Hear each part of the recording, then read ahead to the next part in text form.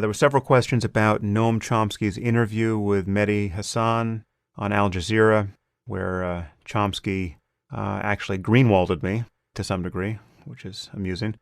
He claimed that I'm someone who specializes in hysterical, slanderous charges against people he doesn't like. I'd love to know where I'm guilty of that. If I've ever said anything inaccurate, that is slanderous, against the people I don't like, I wish he would point it out. In our email exchange, he hurled this charge at me, but the substance of his charge amounted to a pedantic and evasive distinction without a difference.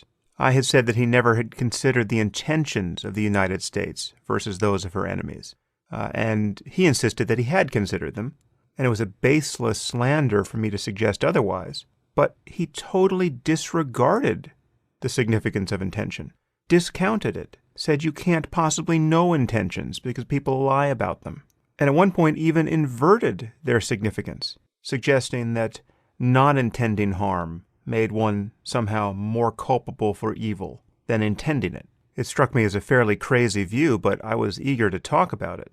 And in the end, I couldn't figure out what his specific view was, apart from the fact that it was absolutely clear that it was different from mine in precisely the way that I said it was.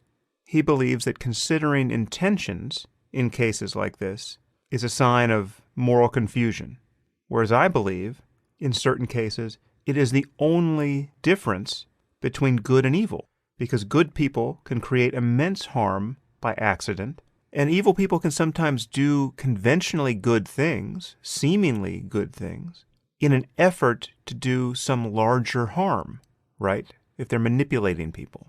Or they can also just do good things by accident, right? If a man kicks a puppy in the street, and unbeknownst to him, he actually kicks it out of the way of a passing car and saves its life inadvertently, the effects of that isolated action are good, but we wouldn't call him a good person. He was kicking puppies for the fun of it. I mean, this is moral philosophy 101. Chomsky can't seem to get his head around it. And in this interview with Mehdi Hassan, when asked to rank the respective evils in the world, he comes right out and says that the U.S. and Britain are off the charts and the most evil regimes in how they've behaved on the world stage. Now, I think that is a frankly crazy point of view. It's a point of view you can only arrive at by totally disregarding the intentions of our governments, the kind of world we want to build, what we would do if we had even more power, and the intentions of our enemies. In this case, it was the Islamic State that was being talked about. So I don't want to go over this ground again. I think you guys know how I think intention functions here. Intention is the only guide to what someone's going to do next, right? It's the only guide to what they will do if they have the power to do it. That's why intentions are morally important. That's why there's a huge difference between the person who injures you by accident and feels sorry over it, and the person who injured you intentionally and wants to do you further harm in the future. The injury could be the same. The only difference, and it's an enormous one, is the intention behind the action. So Chomsky seems to simply count the bodies, and this is just a crazy thing to do. Just think of World War II. Someone might have suggested this analogy to me on Twitter or by email, and I think it's a good one. If you're just going by body count, right? Well, more Germans died than Americans in World War II, right? So you look at what we did, and you look at what the Germans did, and with respect to the conflict between the U.S. and the Third Reich, well, the U.S. looks worse. We killed more Germans, right? I guess we're morally worse than the Nazis there. Does that make any sense to anyone? The importance of intention is obvious because our intentions were revealed once we won that war. What did we do to Germany? We rebuilt Germany. It would have been fairly different if we had conquered Germany only to then go in and rape all the women, enslave all the children, and kill all the men, right? That's a rather big difference. And you would have seen that difference had we intended to behave that way. Chomsky ignores all this. And it's mind-boggling to me that anyone considers his views on this topic morally sane, much less important to consider.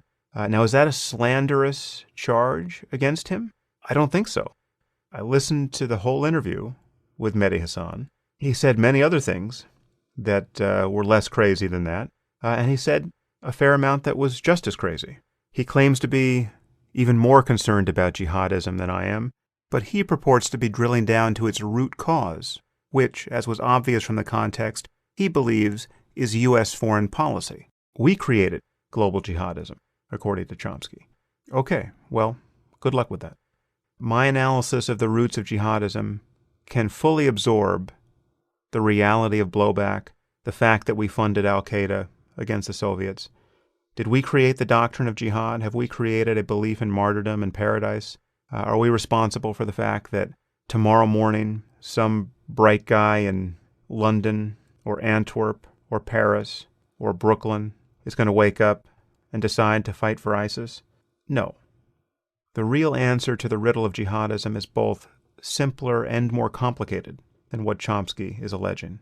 And his emphasis is just all wrong, and reliably wrong, on this topic, as is the emphasis of everyone influenced by him. It seems to me no question that Chomsky is the godfather of the regressive left. If responsibility for this moral confusion and political masochism can be laid on anyone's head, it's Chomsky's. And that's why I would have loved to have had a real conversation with him on this topic. Because if he's misunderstood, well, then I would like to cease to misunderstand him. But unfortunately, I think he's understood all too well, and it's time people stopped listening to him. My take of Chomsky's response to this idea of intent is that we have to look at the history of the situation and of governments. How many times have we been sold a bill of goods of a morally valid intent to later find out it was just a cover? Considering the things that were happening in the Middle East and the overarching geopolitical situation, I think Chomsky was sick of this rhetoric. He has seen it too often in his lifetime and did not want to give this argument any air. I think Chomsky would agree that true intent matters in situations, but he also believes stated intent is so subjective and used for propaganda. I wonder how you feel about the situation. Please express in the comment section. I hope you like and subscribe. Thank you.